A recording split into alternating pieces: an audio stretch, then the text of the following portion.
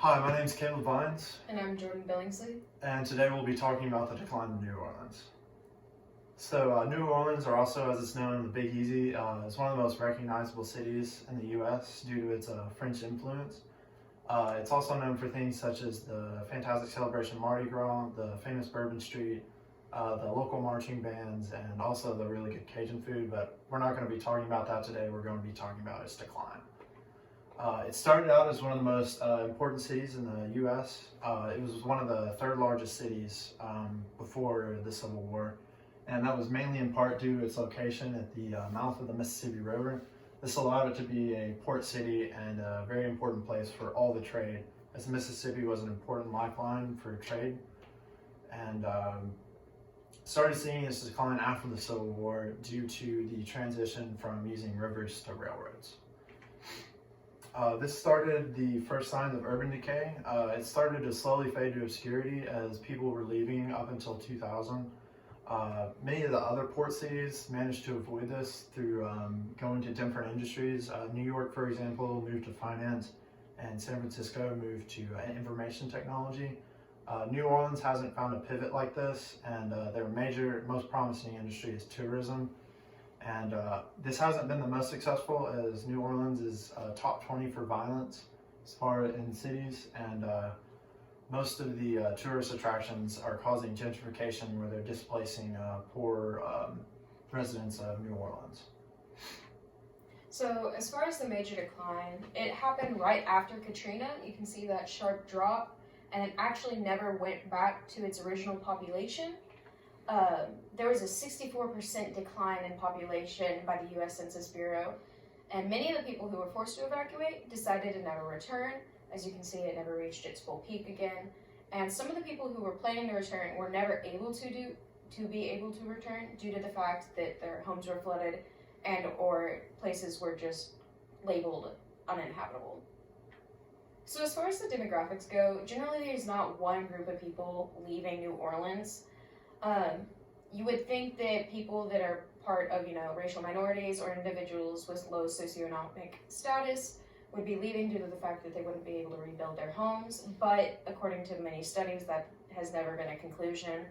And the only consistent group of people who have evacuated and decided to not return were families with children, specifically younger children. So as far as relocation goes, for those evacuees and migrants who decided to never return, many relocated to surrounding large cities. Such cities included Houston, Dallas, Atlanta, and Baton Rouge. Some people, on the other hand, decided to just move as far away as possible and relocated to cities in the Midwest, East Coast, and West Coast. Some of the surrounding parishes that people moved to included Jefferson Parish, St. Tammany Parish, and East Baton Rouge Parish. As far as past attempts at relief, there was obviously the initial response that was coordinated by FEMA. This was plagued with ineptitude, as they hadn't had to deal with a situation like this before, and they were outdone by corporations such as Walmart and Home Depot. And then later on, when in the recovery period, they did a survey trying to analyze where people thought the most aid came from, and they cited family, friends, and religious organizations as being the most helpful. This kind of shows how most past attempts have not really worked, and New Orleans is still on the decline. And looking at possible solutions, we can either do a people-based solution or a place-based. In the diagram up here, we have examples of reconstructing back in New Orleans and reconstructing in the place where people have gone. Reconstructing in New Orleans has some moral implications, as when you subsidize people to stay in dangerous locations, some people who would move out of danger would actually stay due to trying to, as the stimulus money is more enticing than moving away to safety. So what ends up happening is the stimulus causes more people to stay, and then the next time disaster hits, there are more deaths as they would have left if not. Helping the people shows more promise, as not everyone has stayed in New Orleans, and if you try to invest in New Orleans, most of the people have left, so it's not going to help them as much. Investing in the infrastructure of the destinations is not very helpful, as shown in the map before. They are spread all across the country, so it'd be unfeasible to try and invest in every single one of those cities. So direct stimulus to the people, such as stimulus checks, is going to be much more effective.